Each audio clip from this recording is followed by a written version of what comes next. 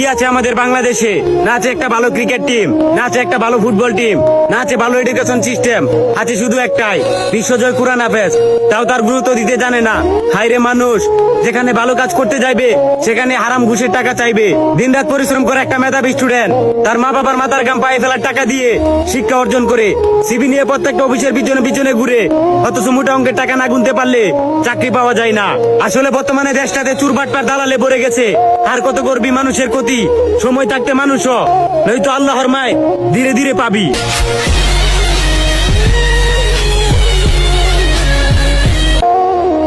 বাঁশের চেয়ে কঞ্চি বড়, ধানের চেয়ে বড় খই, নেতার চেয়ে চামচা বড়, তাহলে মানুষ বিচার পাবে কই?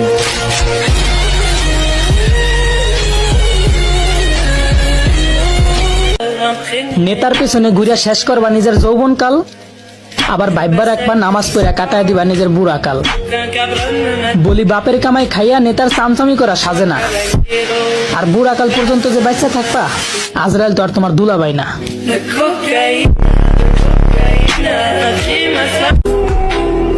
আস্তাগফিরুল্লাহ, আপনি ভাবতেও পারবেন না এই ভিডিওটা শেয়ার করে দিলে এই আস্তাগফিরুল্লাহ যদি একবার আপনার শেয়ারের কারণে যদি একবার কেউ পড়ে, তাহলে আপনার জন্য তওবা হয়ে যাবে। সেও তওবা করবে আর আমার আমলনামায়ও তওবার হিসাব চলে আসবে আল্লাহ রাব্বুল আলামিনের দরবার থেকে।